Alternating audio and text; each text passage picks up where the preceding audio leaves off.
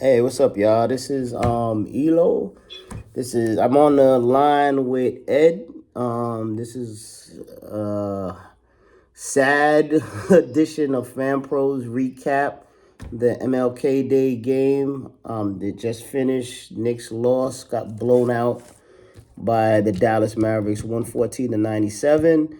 And this will be short. Me and Ed just got a vent and just give it to you straight. And I'll be quite honest with you, man.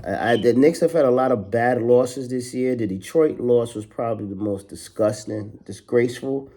And it was sobering because it let, I think, a lot of us know that they're right now, the way to where the team's at, where their headspace is, they're not even the best team in the East, let alone championship quality to go against any of the big dogs in the West.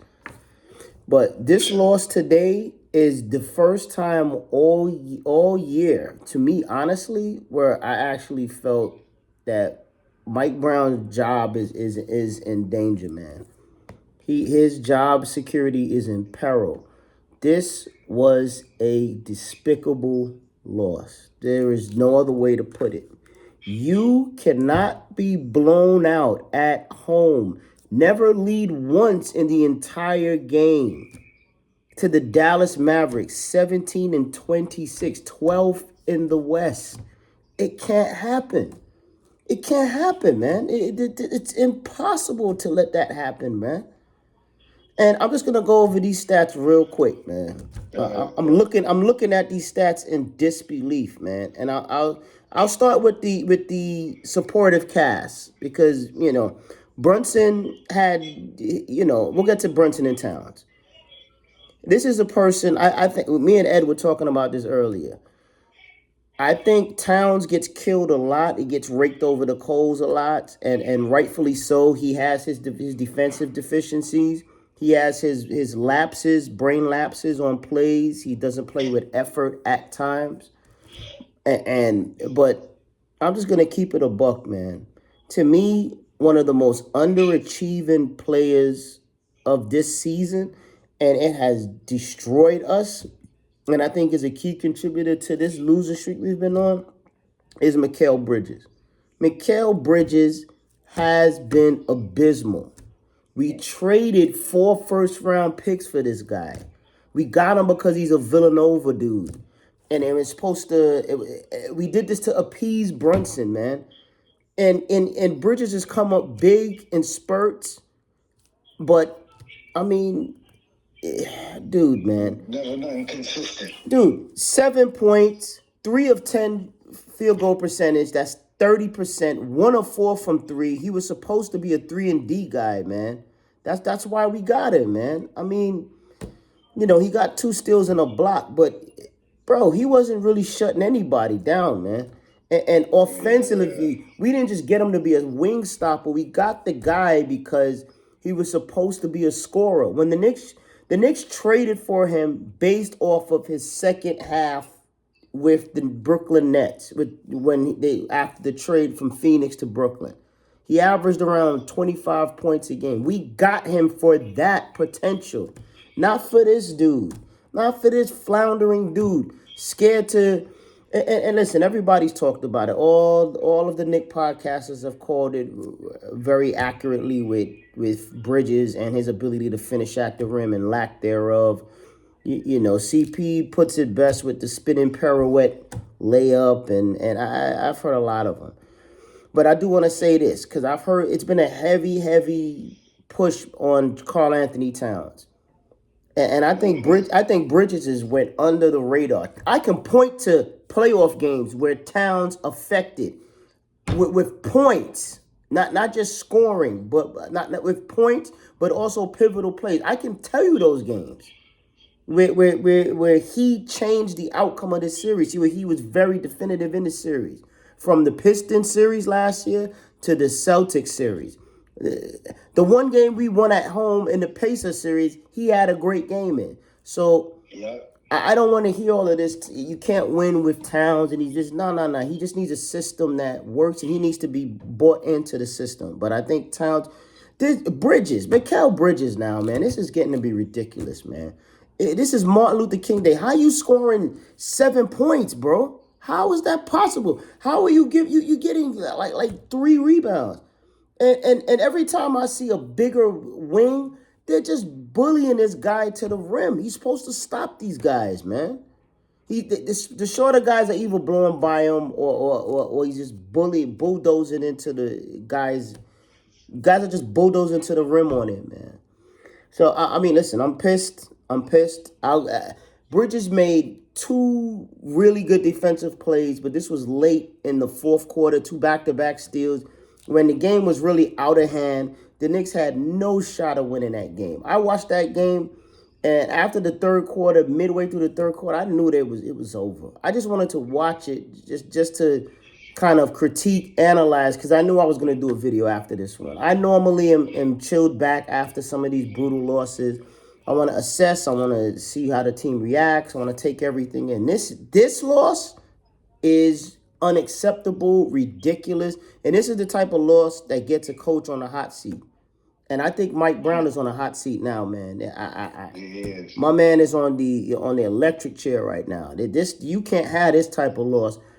MLK Day, what those tickets go for, the amount of people there, sold out crowd, nationally televised game on NBC. You got Reggie Miller watching you guys play like that, man.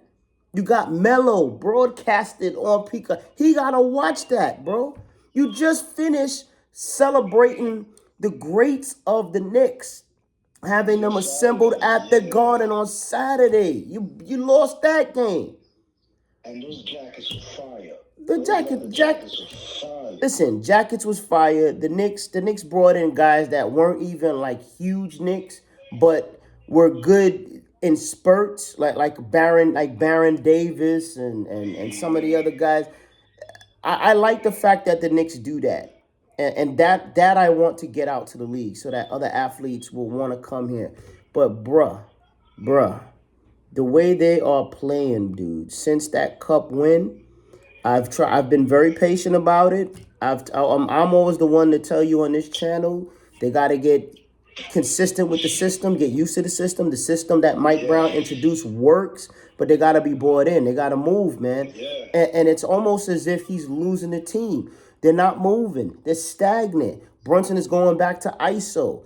Towns is going back to ISO. They moved the ball. When they were moving the ball, they were already down like 20-something points. That's not the time to do that. That needs to be done from the jump throughout, man. You can't be doing that when you're trying to come back. That has to be your identity, not this trying to drive the ball on 3 people or drive the ball on like 2 people, or even with Towns where, all right, let me just stick to Bridges. To me, Bridges was the most disappointing play I saw in this game. OG wasn't any better with 9 points.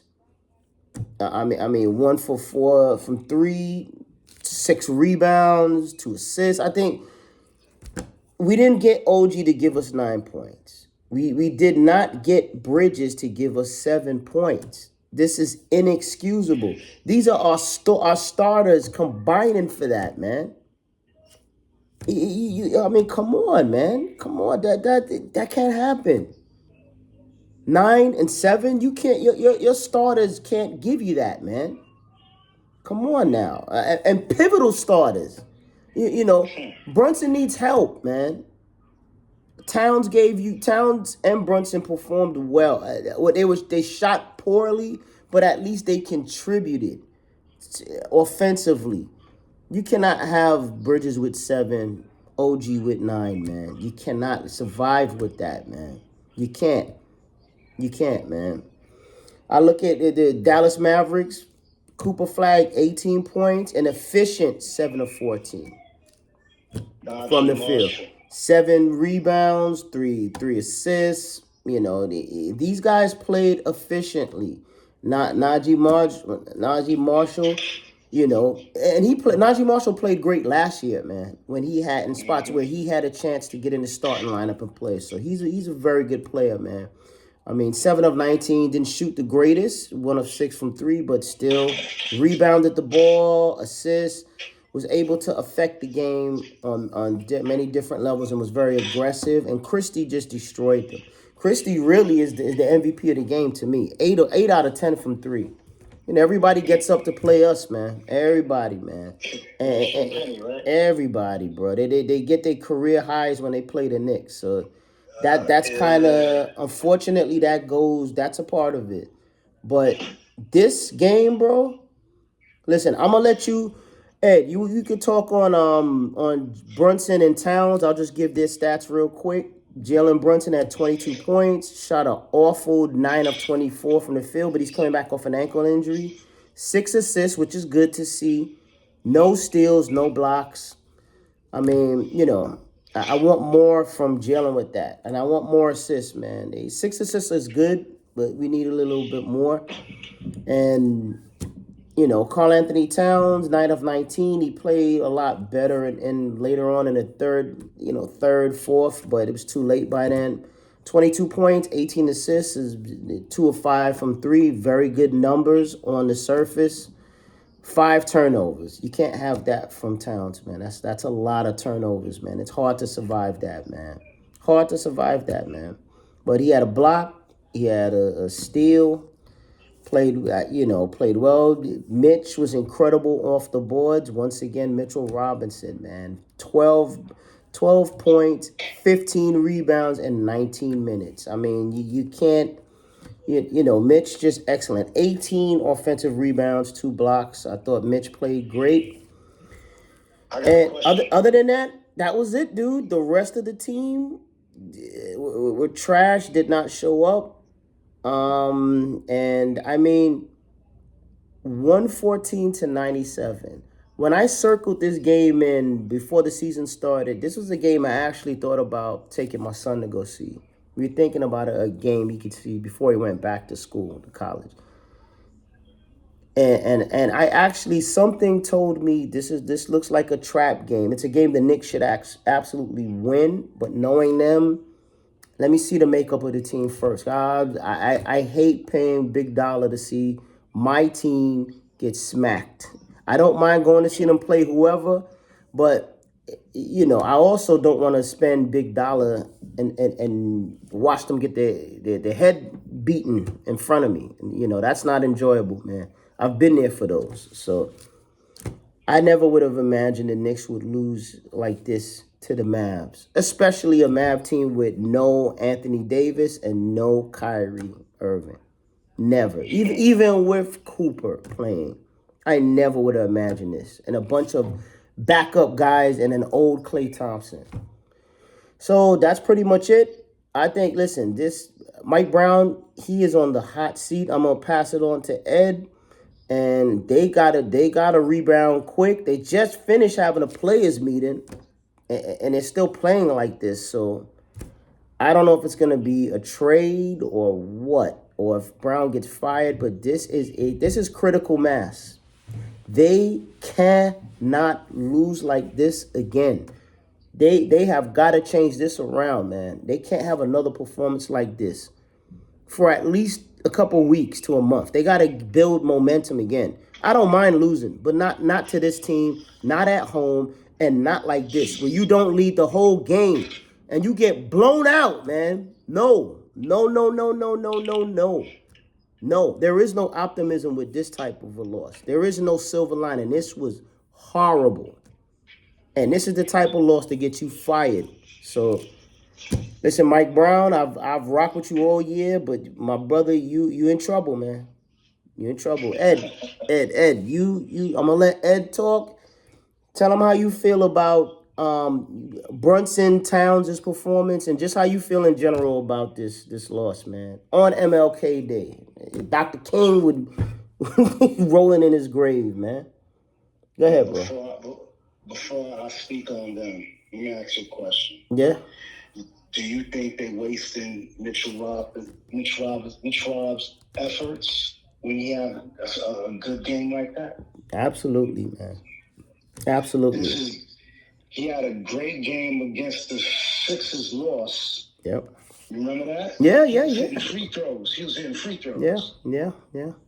Yeah. Even in that game, man, the Knicks are getting out hustled by younger, athletic lineups, which is what this team was. They were a bunch of young guys that were just athletic and running. They knew the Knicks would be scared to dry the basketball, so they would just immediately dart out to the 3-point line expecting to kick out. When the Knicks did take it, like Brunson, he would drive it at ill-advised times where there were like 3 people there. It's like, dude, that's not the time for you to do that. You do that when you have the one-on-one matchup. And the minute they double cover or triple, don't try to shoot it in that. You kick immediately, man.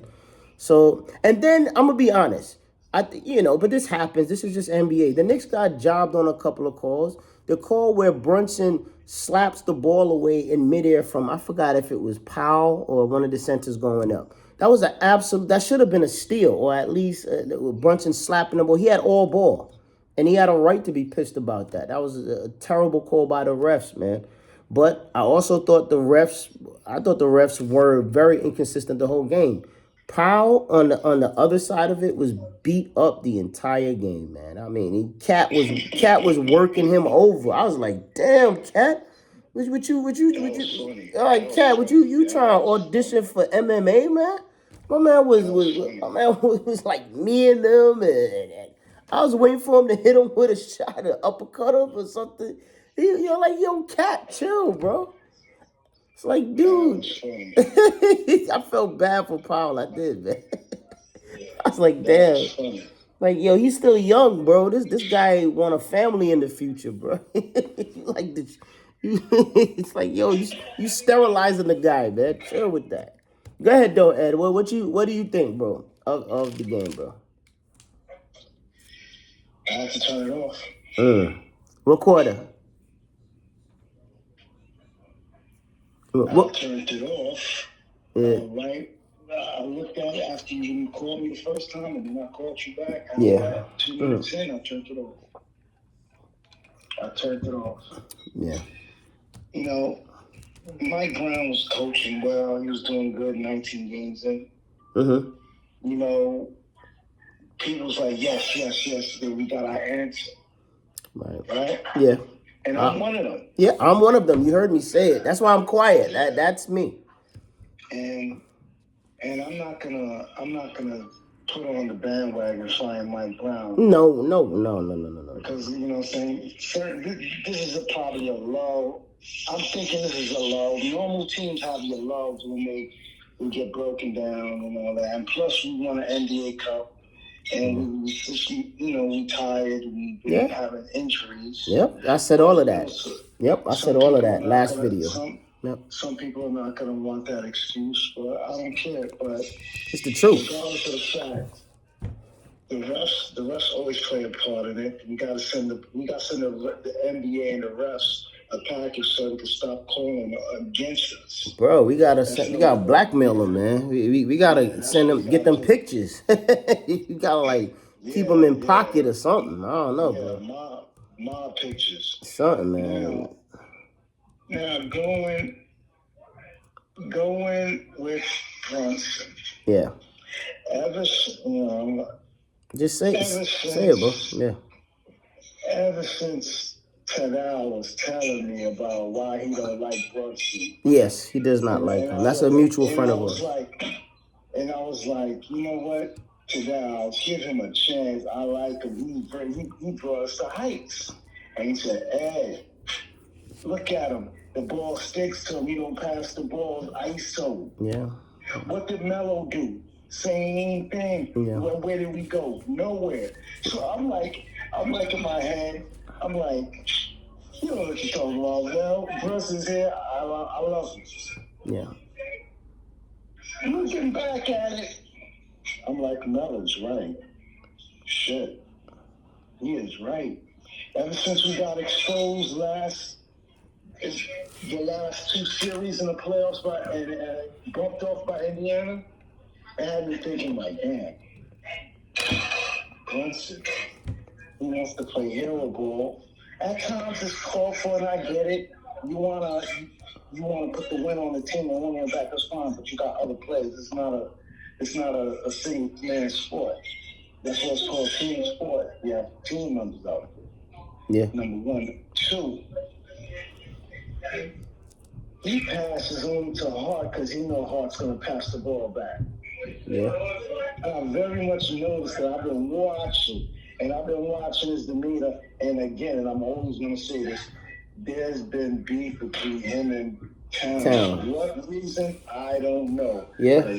Yeah. He do not love to pass the ball to Towns. Yeah. He was doing it for 6 games. Yeah. Other than that, they reverted back to his old ways. Yeah. Consistent pick and roll. I've been screaming for that last season. When we got Towns, I expected that to be put in. It's been sprinkled here or there. It is not a consistent part of the offense on the floor, which is insane to me, man. I've said in past videos, man, I Stockton to Malone, worked that all the way to the Hall of Fame. You got a big man that can shoot uncomparable to none and can score at will, and you got a point guard who can. You're both threats. I for the life of me don't see why that. I would be running pick and roll 50% of the time a night. I would be running pick and roll, pick and pop 50% of the time, and the other 50% I would have guys moving, spraying, and all of that. But go ahead, Ed. I don't know why they keep veering away from that. Go ahead, Ed. Does he know how to do pick and roll? I've seen them do it many times over. I've seen Brunson and Towns run a pick and roll. I've seen them do it last year and this year. And every time they do it, 90% of the time they are successful. 100% of the time they get a good shot. Because you have to commit. You can't sell off of one or the other. Both players are prolific scorers. And the big man can shoot. That's what sells the pick and roll even better with a big man. Right. Or wing. Off the floor. Yes. I mean, it's so I don't know. I wish I could get. I don't know if they just don't want to commit to it. I don't know if Brown is not emphasizing it enough. If he's not making it a staple in his offense. I've seen them do it this year, and it's been successful. Matter of fact, I saw Deuce do it with Karl Anthony Towns a couple of games ago when Brunson was out. And it was a beautiful pass right onto the money. Easy layup for Towns. You need to get Towns easier shots. All of this, him driving into... Every time he gets the ball and drives down the lane, it seems like it is such a tremendous effort just to get to the rim. He's either kneeing somebody or he's just like falling over, flopping. It just... Bro, it looked like a disaster. When he gets there, when he finally puts the ball up, I take a sigh of relief. Like, oh, finally got there. He finally got there. Yo, man. To me, there's an E. It's like what you said. Man. Do the pick and roll. It works. I don't understand why they don't. More. And also, I don't understand that. So if you don't want Towns to not get himself mentally out the game and he mentally checks out, the easiest thing to do, feed him the ball. Let him get 8 quick touches. Yeah. To let him feel involved in the game. That's what you got to do with big men. You got to feed them, man. Because big men are their effort is going to be determined a lot on how much they touch that rock. Even the big men that are just there to do the dirty work want to get touches. They take pride in that stuff, but it's like Mitch. He takes pride in all the dirty work, and without what Mitch does, you're not winning.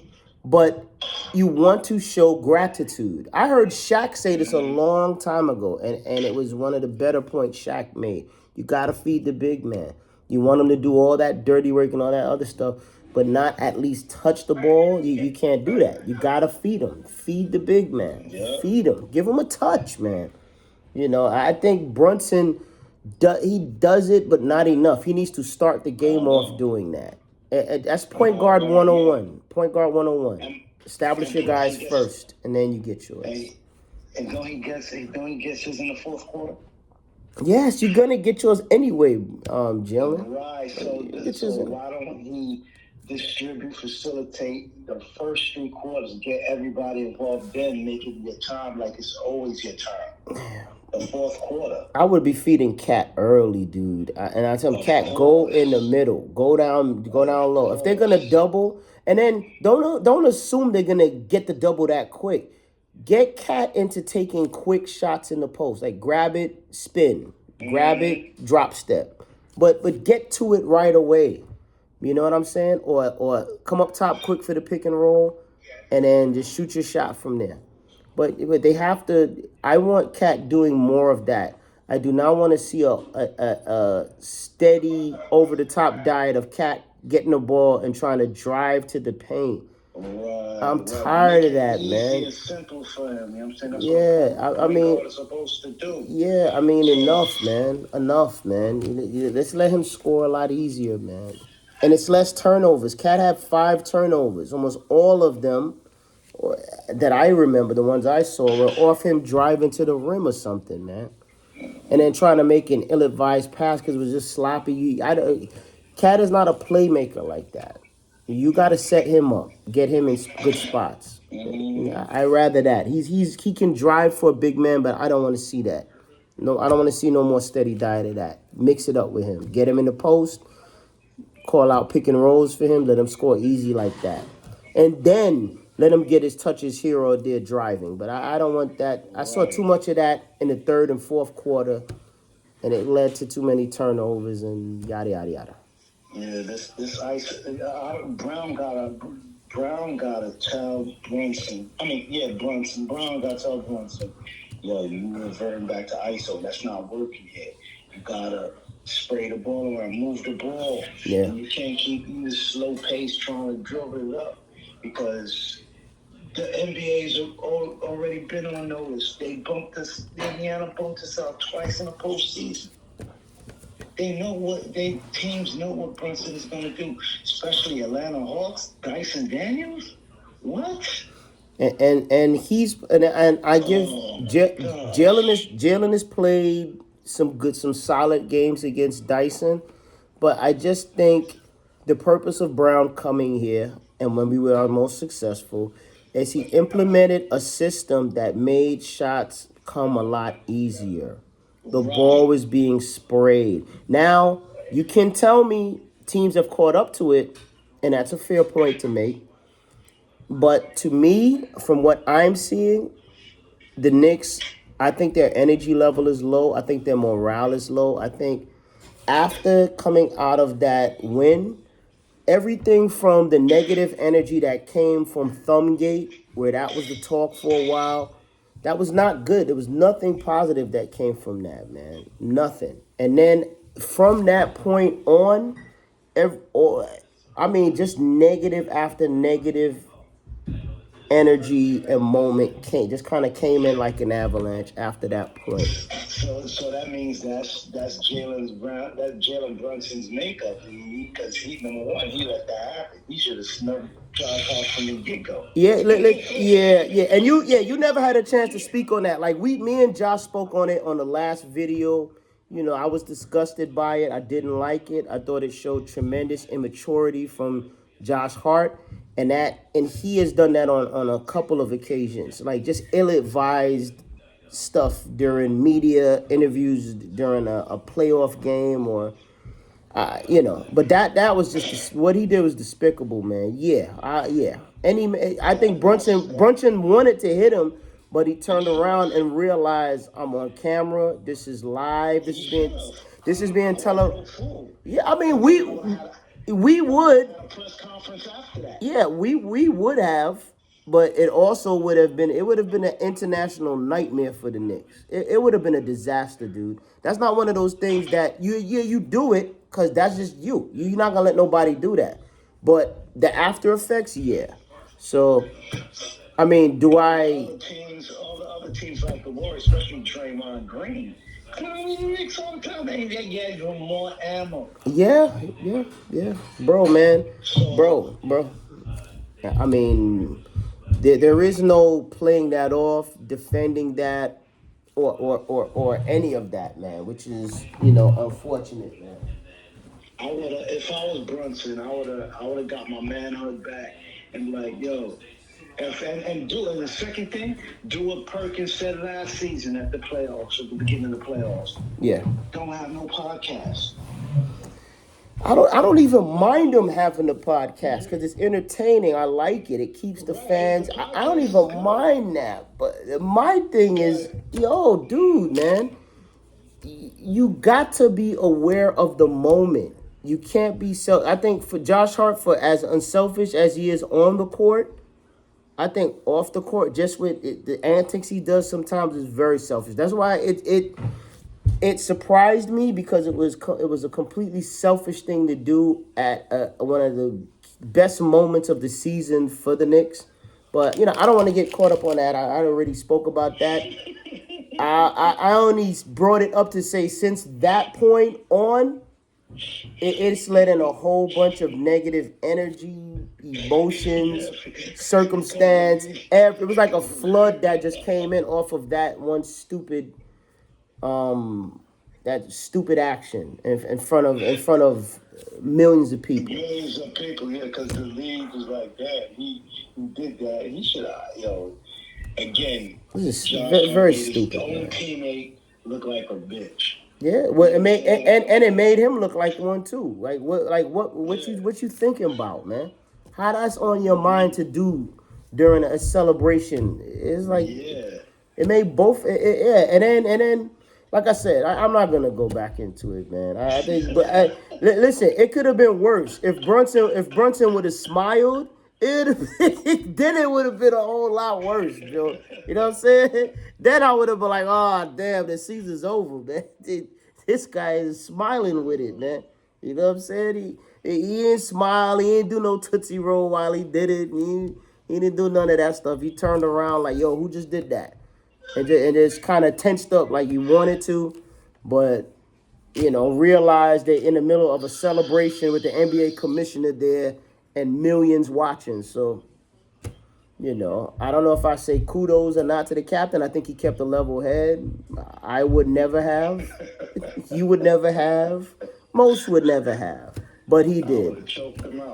I just would have snuffed him, bro. The instant reaction is turn around, bow. Just one right in the nose, man. And I probably would have choked him. I probably would have grabbed his neck like, yo, all of that. But let's not go there. Let's stay focused. What's your final assessment of this game tonight? Because this game prompted me to do a show real quick. I was gonna wait I like to kind of gather everything in with this Knicks team and not jump out the window after one loss. But this one was memorable. This for me, this one is a very serious loss, man. What's your takes from this, and what do you see happening with the Knicks going forward? And then we close it out, bro. This is a ring the alarm moment right now. Ring the alarm. You have to ring the alarm because now that's telling you that either Mike Brown lost the team or the team is falling apart without leadership. Yeah. And they don't trust Jalen Brunson's and or Mike Brown's leadership. Yeah. One of the two. And they got to find a quick fix or a quick remedy, or if they need intervention from Leon Rose and Jonah himself. Yeah. They got to do something because they got to right the ship. If they don't, Brown is going to get fired. Yes. They're going to make a rush to judgment for trading Towns and Bridges. Yeah. And that's the problem. You see that coming. The problem you have with that is, what's the market for Bridges? Bridges has been atrocious, man. I mean, so they're not going to get a market. Probably get a second-round pick for him. Yeah, what's the market for him? Gave up for him. And then Towns, that's the crazy thing. The 4 picks you gave up for Bridges, you could have kept those and then got Towns with those. It got Giannis with a package deal for that. I mean, it's a lot of what ifs. Man. I mean, Towns, his contract, his size is an easy match for Giannis, but again, the Bucks don't want Towns. The Knicks offered this trade many times over before the year began, and Maybe during they probably checked back in on it, but I know that they did that, man. That was reported. They don't want him because they got Miles Turner. Hey, I keep forgetting but about that. Miles Turner's been horrible though, bro. I just think they just didn't want Cat.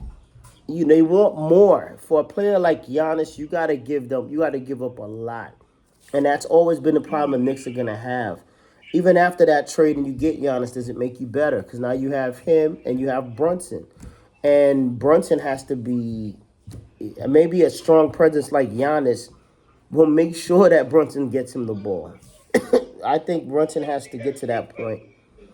I'll just close it up. We'll close it out tonight with this horrible loss by the Knicks, 114-97 at home and at MSG on MLK Day to the Mavs. Say Ed, you close. Say what you say in closing, and then I'm gonna close it out, bro. I will say this. Yep.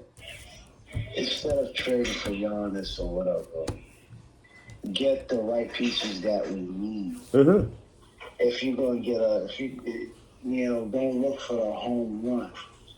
While you already left 3 guys on the bases loaded and they struck out 3 times. Right. So you might as well hit a single and get this guy a backup point guard that's 6'5", 6'6", that can play defense, distribute the ball, and can shoot. That's number 1. That's a lot, number bro. 2. Good, though. That's a lot, man. They're gonna have to do it. If you're gonna trade for Sadiq Bey or Najee Marshall, you're gonna have to give up that Yabusele and the Cone Gaudier and probably throw in another second rounder. You're gonna have to throw in a pick because those two for like a Najee Marshall, you're not getting that. He just balled out in MSG, and he's young. They're not giving him up. And like Davis, I don't know if Davis he'll play again, but not this year. They saying months. I think he's done for the season. I don't know when we'll see him again. So that's it. Or Kyrie. I think Kyrie's supposed to come back next month, but to what? I don't know. So I don't know. I don't know if that gets done, bro. But yeah. I don't know, man. Go ahead, bro. They might be having a meeting right now. They probably close a meeting right now. If any of those if those players and knowing just how much they want to win, absolutely. Because this, like I said, as bad as the Detroit loss was, it's Detroit. They've been dope since last year. They've been a very good team since last year. So I don't that you could see that, and they were waiting on that. They wanted their lick back. They waited all summer for that. So I'm not too worried about that. Some of the other losses were rough, but the loss to Philly, I didn't even worry about that either. I told y'all, I thought they would lose that game. I thought they had a 50%. Yeah, but those losses didn't shock or surprise me. I've been telling you guys that on this channel. VJ Edgecombe is a problem. He's a problem, man. I liked him. I liked him before. I liked him in college. I loved him. His first game off the bat in Boston. And he's still young. Once he matures and they get him a steady shot selection diet, and he learns his way more around the NBA, he's gonna be a problem, bro. He just is. So I wasn't surprised by that loss, man. The Knicks don't do well against younger, athletic, explosive type players. But this loss, nah, man. Nah. There was no Tyrese Maxey on this team. There was no Embiid.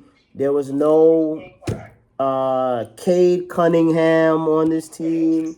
There was none of these mega superstar type players, man. And even in those games, they dealt with injuries. But this was just a colossal loss. The Knicks got Brunson. Whether Brunson is just coming back from injury or not, he's in the lineup. He's playing. He had 22 points and 6 assists. So he's back. Shamit's back. The Knicks are relatively healthy for the first time in a long time, and they got blown out. blown out, destroyed, and on national TV, man. Never led once and was never in the game. They were never in the game after the half, bro. It wasn't even worth watching unless you were diehards like us and you just want to kind of analyze and see, like, what the hell is going wrong with this team, man. So this has been a critical mass edition of Fanproz. I don't know. I'm just speechless from this loss, bro. And now this is officially the Mike Brown watch. Just knowing how New York goes, how Dolan is, how the media is gonna be, and how the fan base is gonna be, and rightfully so with this loss. This is an alarming loss. Alarming loss, man. Very, very, very bad loss. So we'll see. Go ahead, bro. And not only that, you're gonna say people we need to make some trades. We need to make some trades because they're not paying. I don't know, man. With trades and everything else, we'll see. We'll see where they go with it. I've always been they should just tinker here or there, but right now, they're just not. They're not playing well at all. They're not running any type of a credible, good to the eye offensive system whatsoever. It looks clunky. It looks slow. It looks clumsy. Guys are stumbling, bumbling, like Clyde says. People are leaving their feet and passing cross court. I mean, it's just bad. Brunson's posting up, and then trying to pass to a cutter in the middle of a clogged lane, causing up turnovers. It's just, I don't know, man. Maybe they need a break from practice to rest, to recharge. I don't know. But that's for Brown to figure out. That's why Brown is here. Brown needs to push these right buttons now because after this loss, listen, all Knick Nation going to be watching on how they play the next game because you cannot perform like that again for a very long time. Or if they continue to do 2 or 3 more games like that in a row, Mike Brown will be fired. I'm telling you. I've seen it. I've been a fan of this team since '79. I've seen that happen. So let's not go there. Let's hope that they had a nice closed-door team meeting after the game. And let's see what Brown does. Let's see. I'm going to be interested to watch his post-game interview with some of these guys. And I'll comment about that later on. But for now, this was an emergency broadcast of this debacle. Shouts out, kudos to Cooper Flag for a great game and the Mavs for playing way above. They've been on a heater. They've been playing well, but nobody expected them to come in here and do that. No one, man. Not even the Knicks, not even us. That's what makes it disappointing. Makes it disappointing, man. All right, so this Luka's not even on the team no more. Nah, bro, the player they traded for Luka, Anthony Davis, wasn't even on the team playing. So, like I said it earlier, no Kyrie, no AD, and an old Klay Thompson, and they got smoked, man, by a bunch of young, hungry guys that wanted it more and knew it was a national game. So they wanted to show up and show out. And the Knicks didn't show up at all on their own home court. Despicable. But that's the end of this Fanproz episode. You guys subscribe to the channel. And we appreciate all the love. And this is me, Elo, signing out. This is Ed signing out. And we'll see you guys soon, man. All right, Knicks fans, keep your head up. Hopefully better days are ahead. All right? Hopefully. One. Yeah.